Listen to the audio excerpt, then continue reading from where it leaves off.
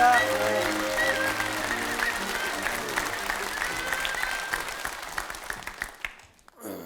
또 일주일 만에 그 정다운 얼굴을 이렇게 만나게 되니까 이제 너무 마음이 편합니다. 이제 광주 와서 강의하는 게 그 뭐 이렇게 어렵게 느끼질 않아요.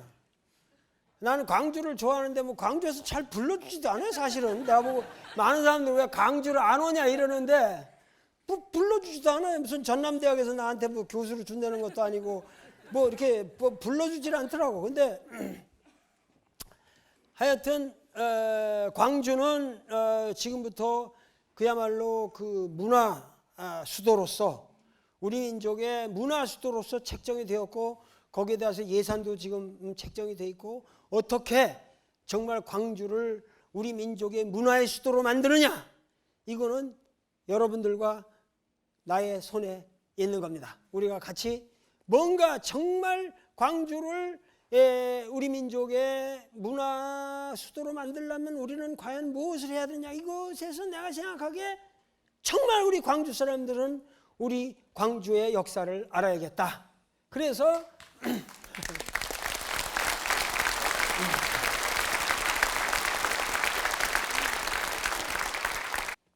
그런데 오늘 주제는 우리 민족의 이 역사, 이 근대사의 그 문제를 좀 파자 이거예요. 그래서 내가 하는 유명한 명제가 뭐냐면 모든 역사는 현대사다 이런 얘기요. 무슨 얘기냐 하면은 조선왕조실록을 적은 놈은 사관이 있어가지고 적잖아요. 그러면 그 사람 시대에는 그게 현대사지. 아시겠어요? 그게 현대사예요. 왜냐면 그 사람이 생각한 거 가지고 그 사람이 적는 거예요. 그러니까 모든 역사는 현대사의 연속인데 오늘 우리가 말하는 모든 역사는 사실은 오늘의 그러니까 역사라는 게 오늘 여기 내가 없이 역사가 있습니까? 없어요. 내가 단군의 역사를 쓴다 그래도 그 단군의 역사는 도올 김용옥이 쓴 도올 김용옥이 기술하고 해석하고 의미 부여를 한 단군의 역사지. 그게 단군의 시대의 역사인지 정말 어떻게 합니까? 그게 그건 고대사니까 네가 그런 말을 할지 모르지만은 현대사는 명백하게 우리가 다 아는 거 아니냐?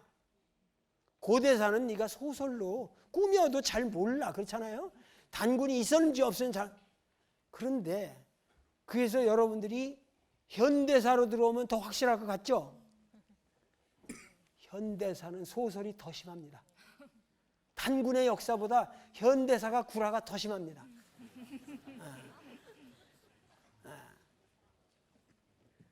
광주 사태가 일어날 때만 해도 어디가 제일 먼저 불탄 줄 아십니까?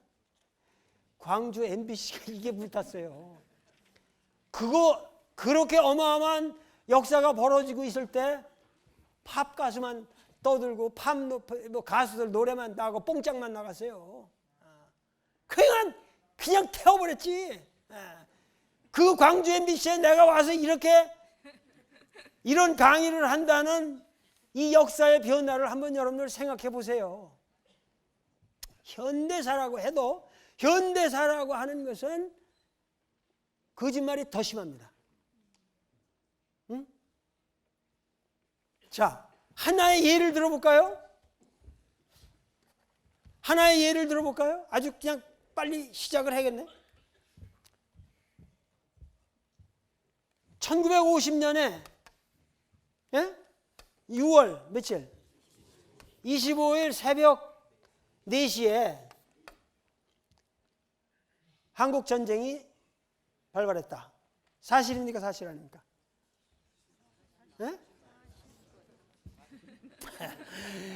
그거 내가 이거 하도 내가 그 철학자가 궤변을 잘 피는 것 같지 내가. 근데 그게 사실일 것 같지만 사실이 아닐 수도 있어요. 그게 사실이 아닐 수도 있어요.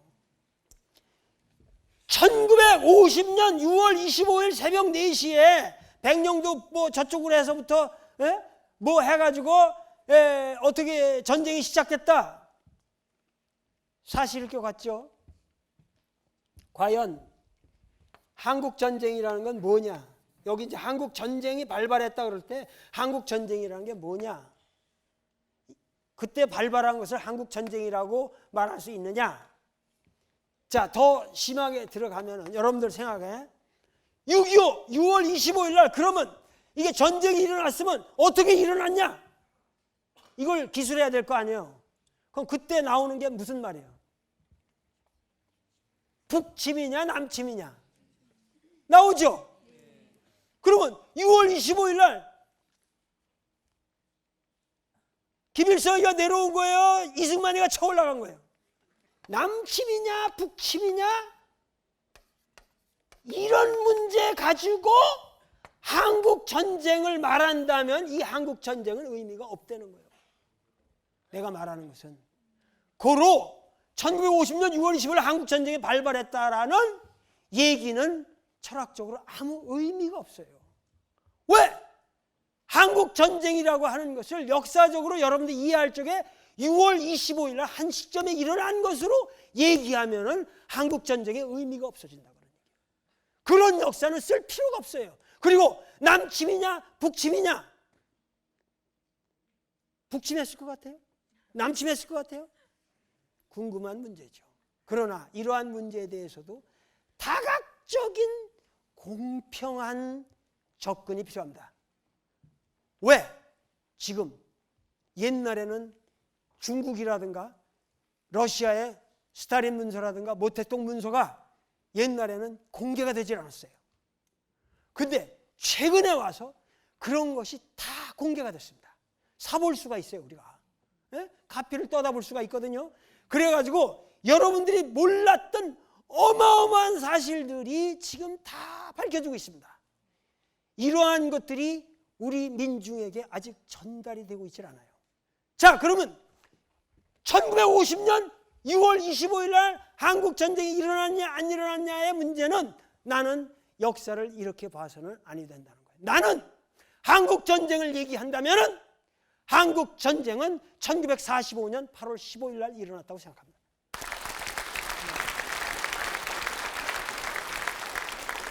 왜 그러냐? 왜 1945년? 이게 이제 재미난 얘기란 말이에요. 이런 게 재미난 말이에요. 역사가 사가가 도울 김용이라는 철학적 사유를 하는 역사가가 역사를 쓸 때 어떻게 쓰느냐? 1945년 8월 15일 날 일본 천황 히로히토가 뭐를 했어요? 항복선언을 했잖아요. 항복선언을 하면서 이 히로히토라는 새끼는 역사에서 싹 빠진 거예요. 무슨 얘기냐면은 일본이 명치 유신으로부터 시작해가지고 일본의 제국주의를 1세기 동안 일본 놈들이 1세기 동안 일본의 제국주의를 하면서 일본이 제국주의를 한 모든 지역에 대해서는 전쟁의 불씨를 다 뿌렸어요. 친일파, 일본 제국주의 안에서 친일이냐 친일이 아니냐 이런 문제가 어디나 생길 거 아니야. 중국도 생기고 러시아도 생기고 다 생긴다 이 말이에요. 한국은 가장 참혹하게 당했고, 그러면 일본은 그리고 좌익이냐 우익이냐 이런 이념 대립의 모든 구조가 일본 놈들이 전부 1세기 동안 동아시아 국가에다 만들어 놓은 겁니다. 그리고 1945년 8월 15일 날 항복 선언하면서 이 새끼들은 싹 빠졌어. 자기들이 저질러 놓은 역사로부터 싹 빠져 도망갔다고 항복 선언하면서. 이해가 가요? 네? 그리고 1910년에 우리가 경술국치로 당한 다음에는 뜻 있는 사람들은 전부 이 만주 땅을 향해서 갔어요. 만주 땅을 향해서 갔는데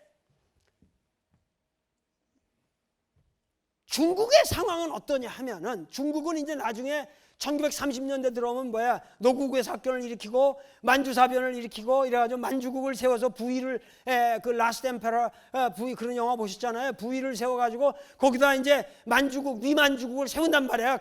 자기들의 꼭두각시 나라를 세우고 본격적으로 이제 중국 대륙을 침략하려고. 똑같은 거죠. 도요토미 히데요시가 한국을 임진왜란 때 한국을 왜 왔어요? 그놈이 중국에 가서 지가 천자가 되겠다는 거예요. 지가 황제가 중국의 황제가 될 테니까 길 좀 비켜달라 이런 명목으로 온 거예요. 근데 일본의 소위 말해서 명치 제국주의라는 것도 완벽하게 그렇게 해가지고 뭐냐면은 이 동아시아 전체를 대동아 공영권을 맺는다 이래가지고 지들이 다 쳐먹으려고 했던 거란 말이에요. 그런데 재미난 것은 중국 사람들에게 있어서는 일본 놈들이 그렇게 쳐들어와도 민족 개념이 없어요.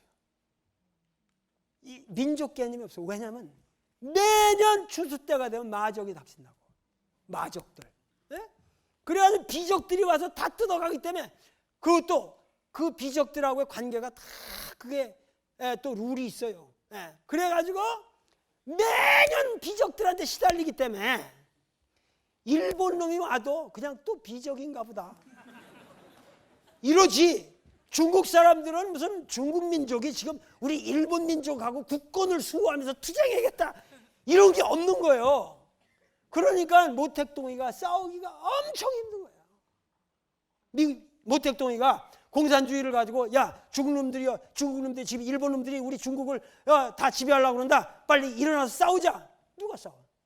그 비적 새끼들 뭐 좀 띄워주고 말지 뭐.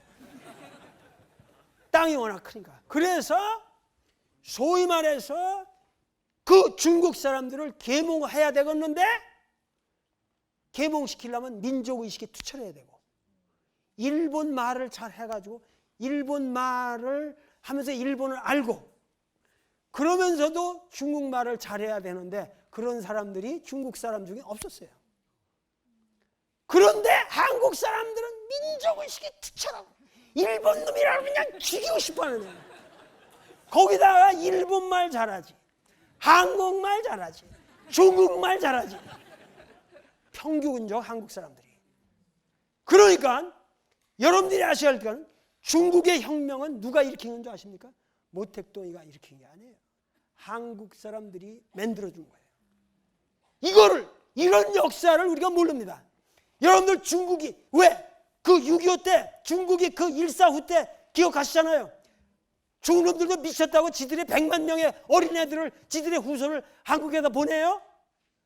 우리는 인해전술로 와서 그 새끼들을 다 미국 놈들이 이렇게 해가지고 했다고 그러지만 거기서 죽어간 중국 사람들은 불쌍하지 않냐고. 그런데 수양제가 고구려 파견한 사람보다 모택동이가 파견한 사람들이 더 많잖아요. 왜 그럴 수 있어요? 의리를 지켜야 되니까. 중국 혁명은 한국 사람들이 만들어줬다는 걸 모택동이가 아는 겁니다. 그렇기 때문에 그 은혜에 보답하기 위해서 북한이 이렇게 했을 때 보내는 거예요. 여기에는 아주 복잡한 얘기들이 있습니다. 이제 조금 이따 이거 시간이 가면 안 되는데 이거.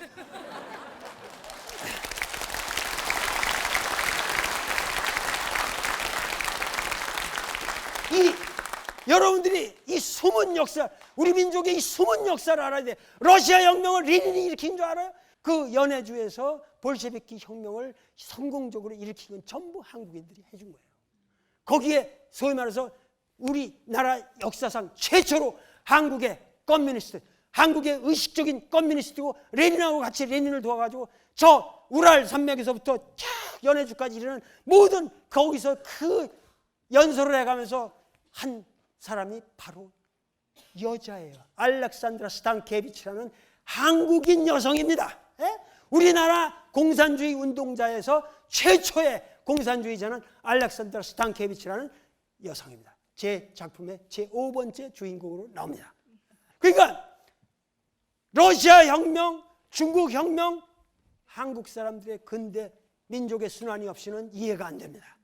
이러한 민족의 순환은 우리 세계사를 바꿔갔어요. 그것이 일본 놈들이 우리나라를 그렇게 점령하고 짓밟은 동안에 우리 민중은 깨어간 겁니다. 일본 놈들은 수탈하고 짓밟고 남을 억압할 때 우리는 인권이 무엇인가를 알았고 민족이 무엇인가를 알았고 국가를 어떻게 지켜야 한다는 것을 투철한 의식을 가지고 싸워나간 겁니다. 아시겠어요?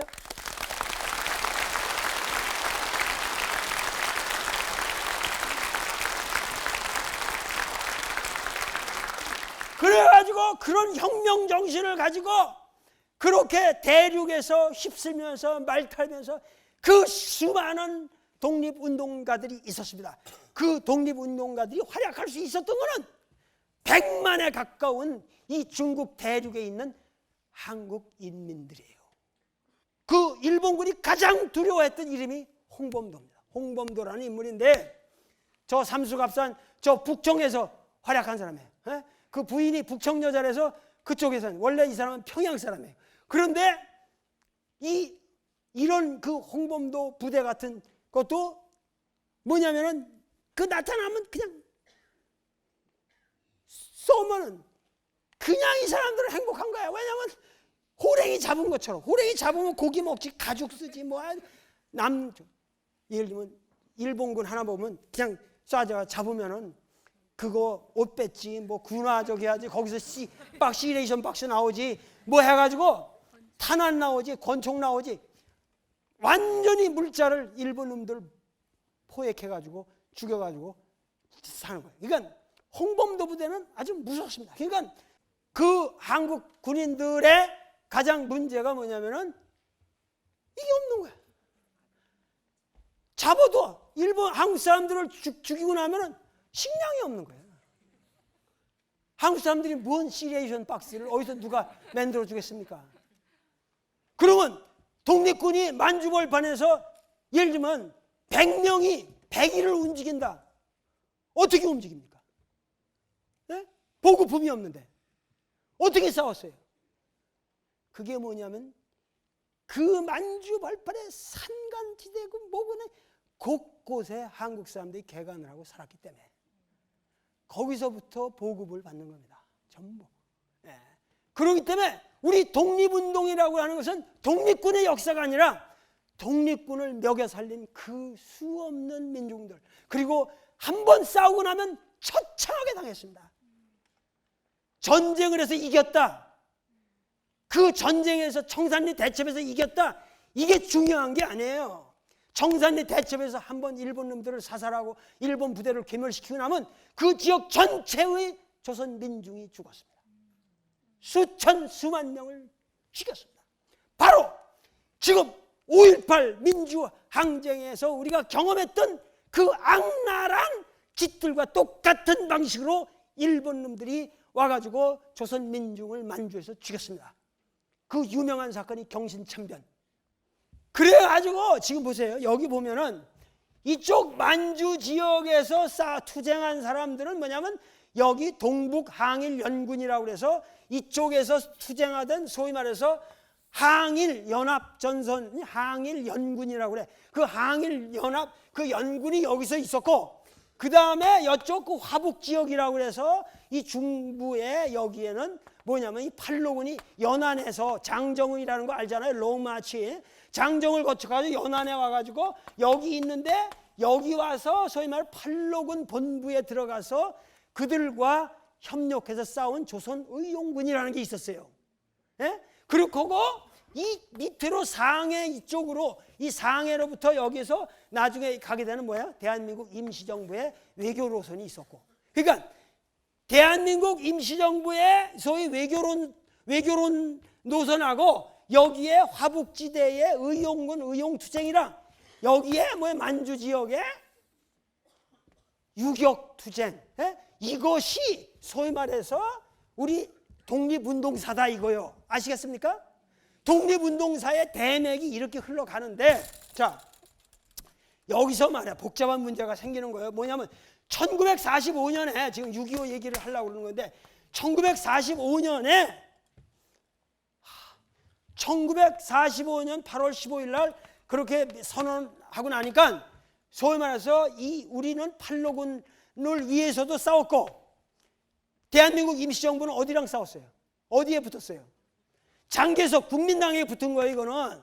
그러니까 같은 독립군이라도 여기는 장개석한테 붙어가지고 장개석이가 소위 말해서 독립은 소위 말해서 대한민국 임시정부가 어떻게 먹고 살아야 돈이 있어야 먹고 살잖아요. 그 돈을 전부 장개석이가 대줬다고. 그 장개석이가 대준 거에 계기가 된 게 뭔 줄 알아요?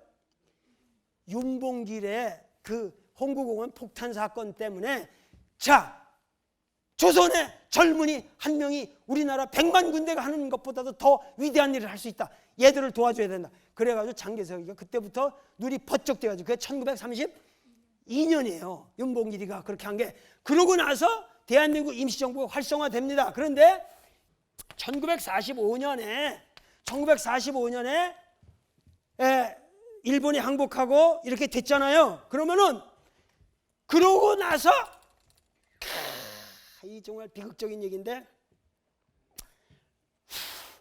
중국이 만약에 그때 통일이 되어 있다면 모택동이나 장개석 누구 한쪽으로 통일이 되어 있다면 우리나라가 분열됐겠습니까? 안 됐겠습니까? 안 되는 겁니다. 왜냐하면 우리가 1945년 8.15 이후의 상황이라고 하는 것은 바로 중국이 국공 분열해서 내전이 시작된다는 거예요. 그러니까는 소위 말해서 아까 말했던 6.25는 동아시아의 내전 상황의 한 고리일 뿐이에요. 무슨 얘기냐면은 여기에 이 중국이라는 게 내전으로 들어가게 되면서 이쪽에 뭐예요? 팔로군하고 연안을 중심으로 한 모택동이가 그 유명한 모순론, 실천론 모든 걸 써가면서 이걸 지도합니다. 그래서 하지만 그 당시 말이야, 이 강력한 국민당 장개석 군대는 미국의 지원을 받았고 돈이 엄청났고 부대 수도 엄청났고 중국 팔로군과 국민당 군대 비율이 10대 1도 안 됐다고, 그 세력이. 그런데 누가 이겼어요? 모택동이 이겼지 않습니까? 그러면 1945년 8월 15일부터 1949년 12월 1일 날 천안문에서 모택동이가 중화인민공화국을 선포할 때까지 바로 그 국공내전의 그 처절한 시기가 우리나라 민족의 가장 비극적 시기가 된 겁니다. 아시겠죠?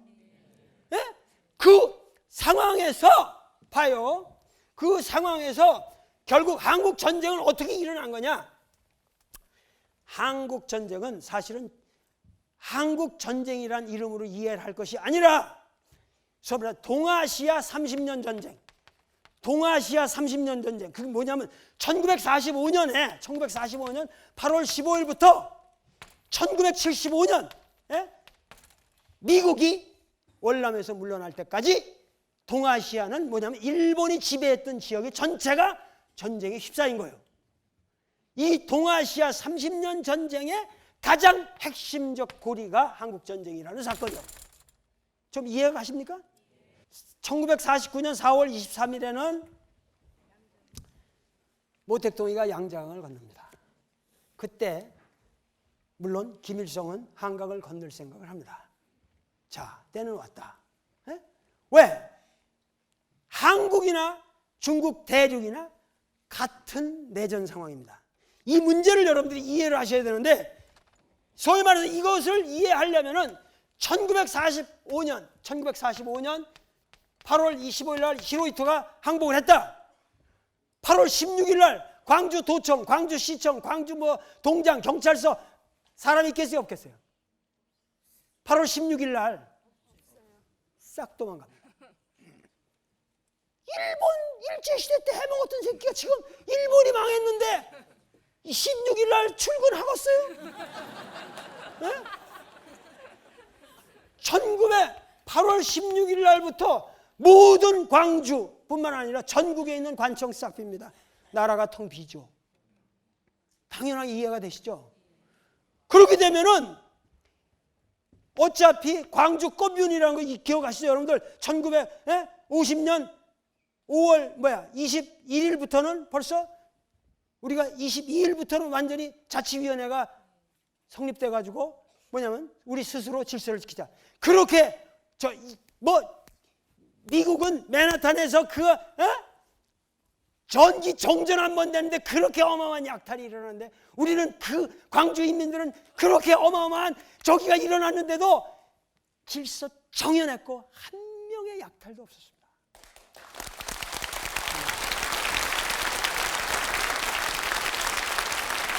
이게 몇천 년을 축적해온 호남인들의 저력이라고. 이게 마찬가지로 1945년 8월 16일부터 우리나라는 자치에 들어간다. 그런 자치, 껌윤에 들어간다고. 우리 스스로가 그거를 갖다가 각 모든 우리 조선 전토가 인민위원회라는 것으로 조직이 됩니다. 인민들이 있어요. 그거는 인민위원회라는데 그러면 여러분들을 지금 인민이라는 말을 역사에서 지금 공산당 저쪽이랑 가서 하는데 그게 잘못이란 말이에요. 그게 아니라 인민위원회라는 그냥 사람들이 백성들이 스스로 자치를 담당해야 되니까 치안을 담당하고 뭐하니까 인민위원회라는 게 조직이 돼요. 8월 16일부터. 그리고 그거를 통합했던 것이 뭐냐면 일시적으로 얘기지만 그게 여운형의 건준 조직이랑 연결이 되는 거예요.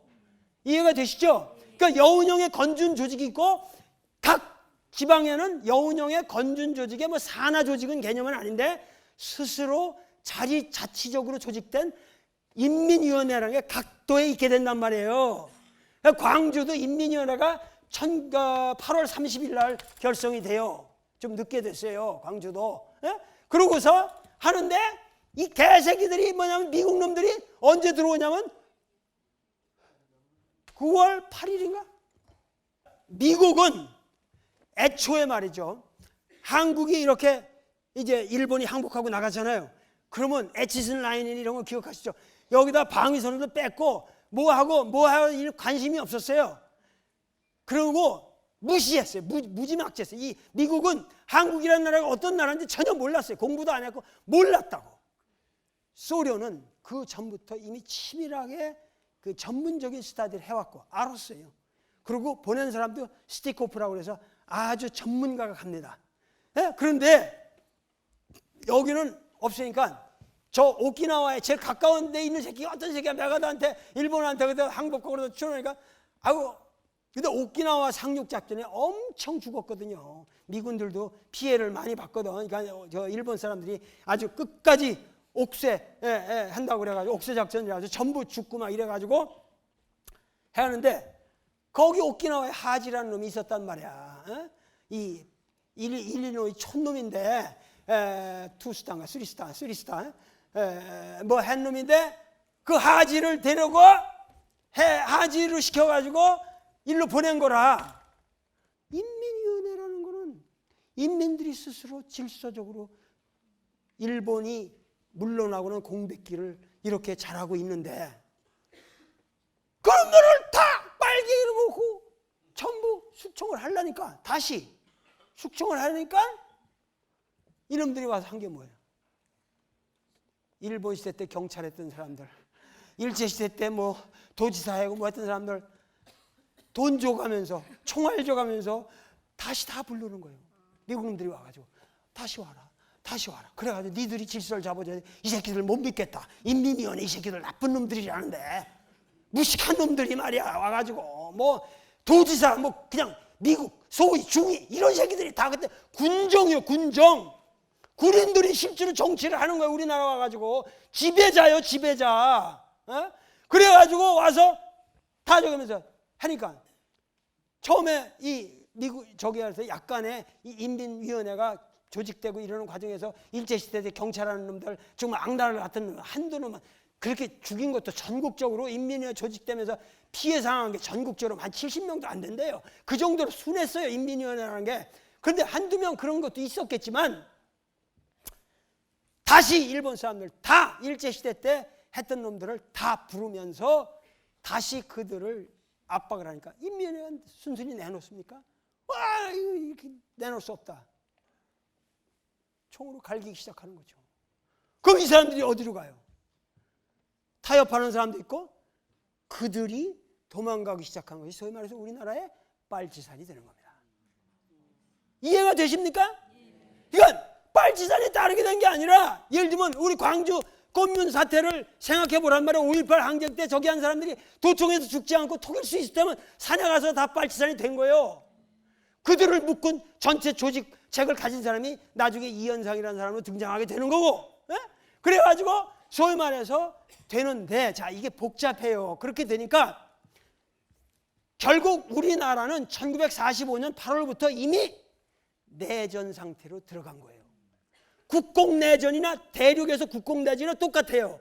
그러니까 내전 상태에서 뭐냐면은 김일성이의 형님의 판단에는 남쪽에서 고생하고 있는 이 인민들을 좀 도와드려야 되지 않냐. 이렇게 생각하는 건 당연하겠지. 나래도 야 모택동 형님도 그 장개석이를 밀어붙여가지고 성공을 하고 천안문에서 이걸 했는데 나도 한강 건너가지고 금방 이거 해가지고 조선인민공화국을 이걸 통일국가를 선포할 수 있지 않냐? 생각할 만해 안 할 만해요? 할 만하죠.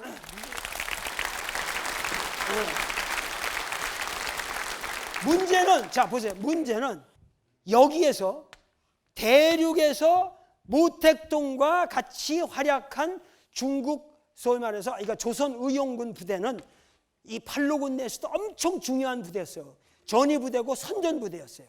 그리고 끝까지 살아남았는데 소위 말해서 해방 이후에도 저희 국공투쟁에서 계속 싸우게 되죠. 그런데 문제는 이쪽 보세요. 여기에 이 조선 땅에서 여기에서 이 김일성이가 이 국공합작 때에 상당한 몇만 명, 소위 1947년 봄부터는 3, 4만 명의 부대를 일로 보내요. 모택동 밑으로. 그래가지고 국공내전에서 훈련을 시킵니다. 훈련을 시켜가지고 1949년에 지금 자료가 나오는데 이런 어마어마한 자료들이 지금은 막 쏟아져 나오는데 옛날엔 이런 저기가 없었는데 6.25 직전에 1950년 4월 10일 날 김일성이하고 박헌영이가 모스크바로 가서 스탈린을 만났어요.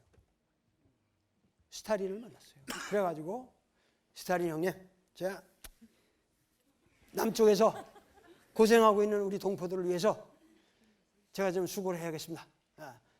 밀어붙이겠습니다. 박헌영이는 남도당 책임이 있잖아요. 그러니까는 밀어붙이겠다.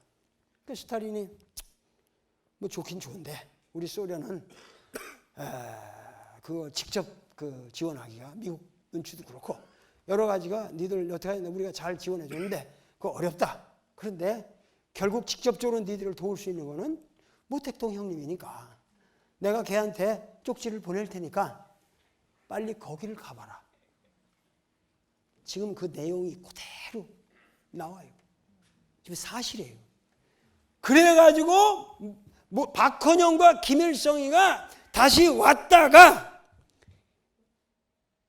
1950년 5월 13일 저녁에 모택동이한테 다시 가요. 그때 모택동이한테서는 스탈린으로부터 쪽지가 와 있었어요. 내가 얘들을 이렇게 하라고 허락을 했다. 왜냐하면 그때는 꼬민 때는 체제였기 때문에 모택동도 스탈린 눈치를 봐야 돼요. 그때 국제공산주의 운동이 하나로 통해 있었으니까. 그래 가가지고 스탈린이 모택동한테 쪽지를 보내줬고 김일성하고 박헌영은 5월 13일 저녁에 모택동을 만나요. 그래가지고 이거 해야 됩니다. 그러니까 모택동이가 좋다.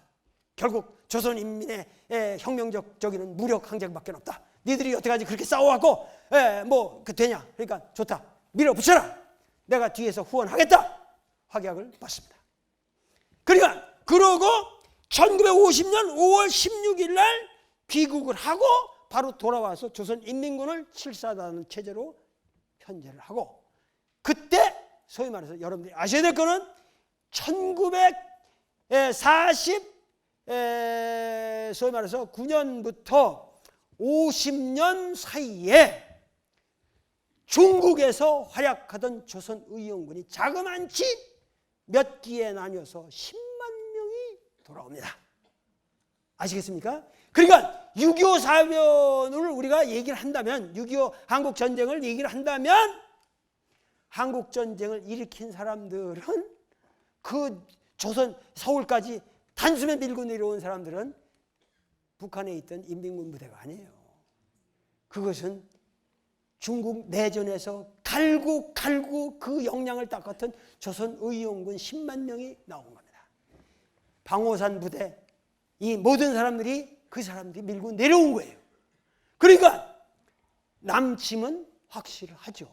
그러나 남침이라고 그래서 그 남침이라는 말로 표현할 수가 없다는 거예요, 나는. 왜냐하면은 이미 그 남침을 유도한 구조적인 남한 사회의 구조가 있었으니까. 그 구조의 장본에는 뭐냐? 제일 원흉은 일본 개새끼들이고, 그 다음 둘째 번 원흉은 미국 놈들이죠.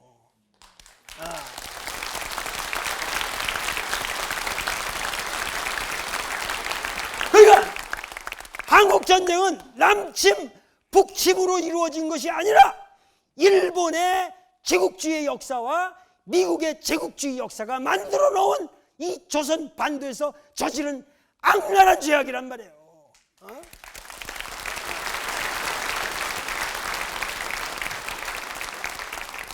내 말이 틀려요? 내 말이 틀려요? 그러니까 이러한 비극 속에 우리 민족은 북한, 남한 이렇게 가지고 동족 상잔의 이런 비극을 거리지 않습니까? 그런데 생각해 보라고. 이 중국 대륙에서 싸우던 이런 가슴 통탄한 일이 있냐 말이야. 이 대륙에서 싸우던 우리 그 조선 독립군들이 또다시 뭐냐면은 이 광복군들은 우리 국군으로 들어가고, 인민군은 같은 동지들이 일본을 향해서 우리가 그 36년 동안 그렇게 피눈물 나는 노력을 기울이고 그 외적 일본을 향해서 싸웠던 우리 민족들이, 그 독립혁명 동지들이 바로 자기네 독립돼 해방된 조국의 땅에서 서로 죽이는 그런 비극이, 이 비가 먹을 6.25란 말이야. 이런 비가 먹으려면.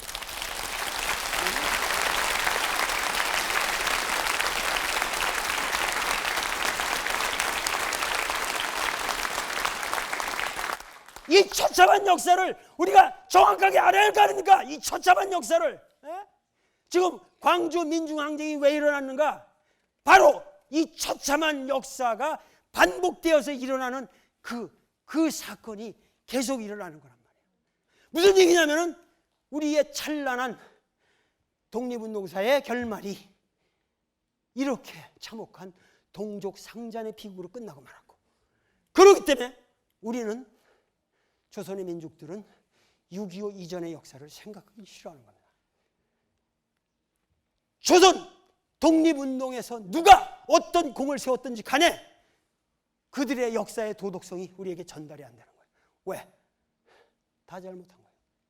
이승만도 정말 천하의 죽일 놈이고, 김일성도 오판을 해도 한참 오판했고, 도대체 여순산 승천 사건이 뭐냐? 소위 말해서 이쪽 아까 말한 인민위원회가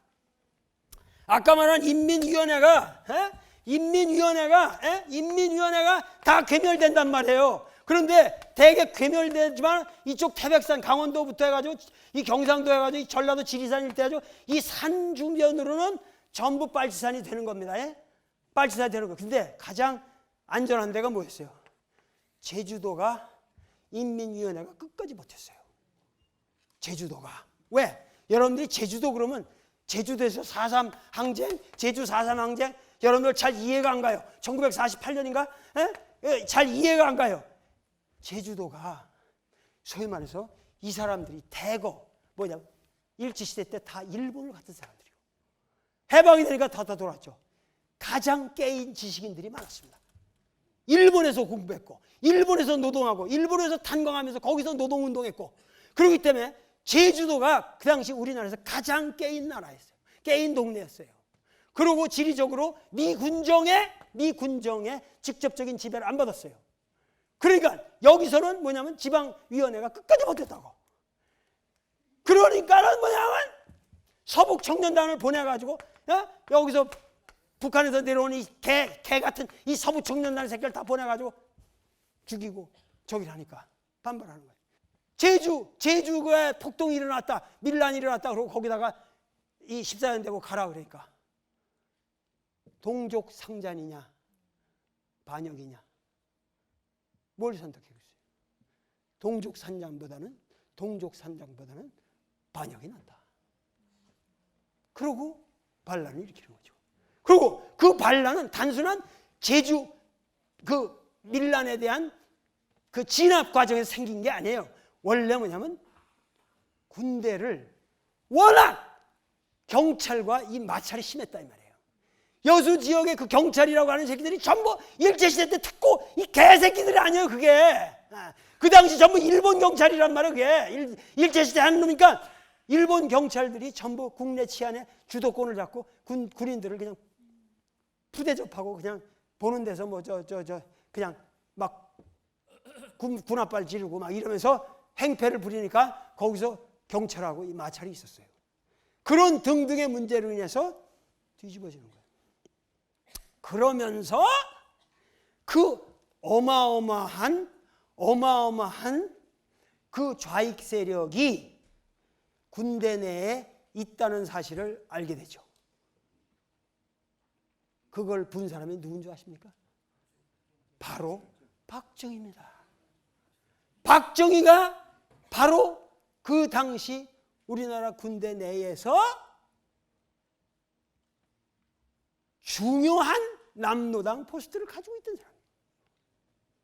그래가지고 저는 1963년 윤보선이랑 선거할 때 동아일보 호해가 뭐가 나왔어요?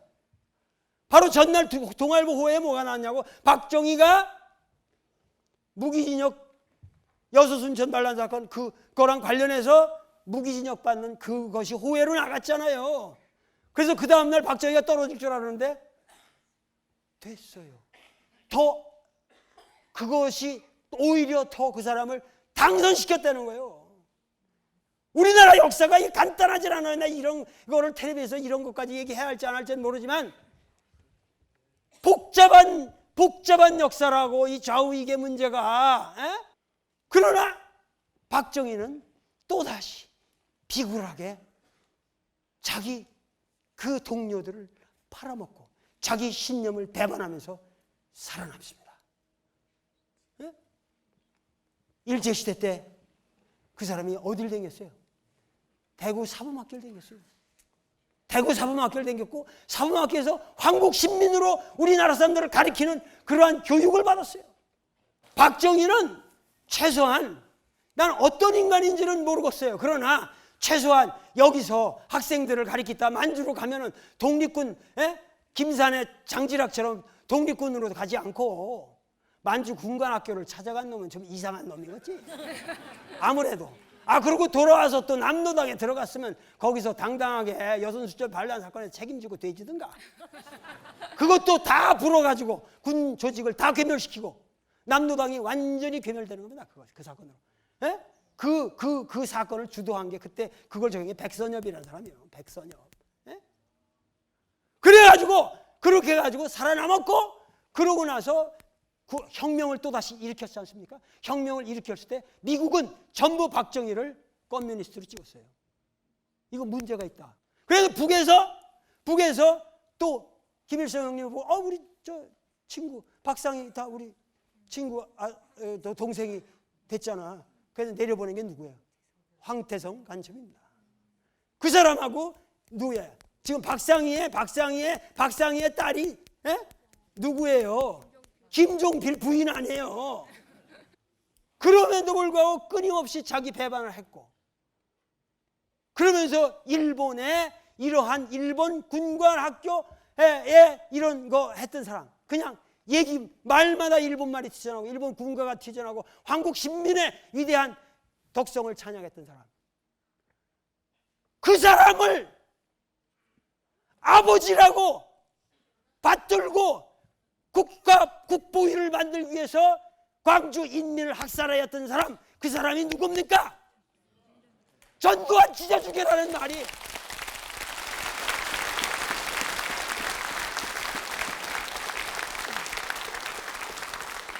전두환 찢어주게라는 말이 왜 나왔겠어요? 왜 나왔겠어요? 그러면서 광주 인민들은 김일성이 오판하지 말라 이런 프레카트를 내걸었잖아요. 그런데 보도지침에 광주 인민이 북한에 대한 커넥션을 말하는 일체에 오판하지 말라는 이런 거 내지 말라. 왜? 이 새끼들 싹 빨갱이로 몰아야 되니까. 김대중이랑 같이 다 이 새끼들 다 김대중이가 사지해서 이렇게 해서 전남대학교 애들한테 돈 주고 이래가지고 다 이런 폭도로 만들어놓은 이 빨갱이 새끼들이 이 지랄을 하고 있는데 다 죽여라. 그래가지고 광주 사태를 빌면서 국보위를 만들고 그래가지고 지가 대통령 된 거 아닙니까? 거기까지가 우리 민족의 비극의 역사라는 거예요. 이것이 동학으로부터 광주 민중 항쟁까지 우리 역사가 근대사를 살아온 우리들의 모습입니다. 여기에 여러분들 정확하게 생각하세요. 누가 잘했고 누가 잘못했습니까? 나는 말하기가 싫어요. 내가 여러분들을 가르칠 수 있는 입장이 있지도 않고 내가 무엇인가 여기서 정의를 말할 수 있는 입장이 있지도 않습니다. 우리 모두가 역사에 대해서 죄인이고 우리 과거에 대해서 우리는 너무 뼈아픈 이러한 역사를 살아왔습니다. 그런데 내가 생각하기에 감진고래다 이런 고진감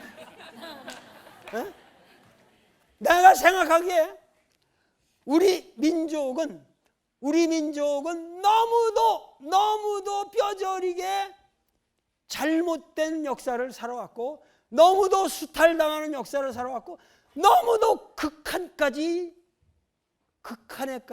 우리는 수탈을 당하고 짓밟혀왔기 때문에 이제 더 이상 당할 건 없다는 거예요. 여기서 우리가 과연 무엇을 할 것인가? 이제 21세기 우리 민중에게는 나는 희망만이 남았다고 생각합니다.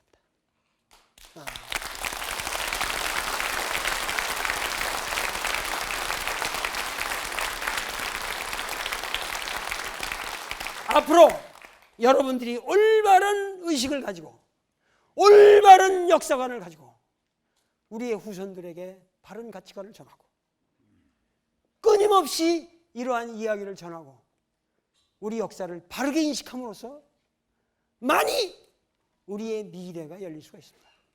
그런데 우리는 여태까지 이렇게 역사를 전체적으로 포괄적으로 보지를 못했어요. 이제부터는 우리가 이렇게 새로운 역사적 비전을 가지고 우리의 미래를 만들어 가야 한다고 믿고 있고 여러분들은 분명히 그러한 역사를 만들어 가는데 이 빛고 올 광주의 사람들은 우리 민족의 빛이 되리라고 믿습니다. 감사합니다.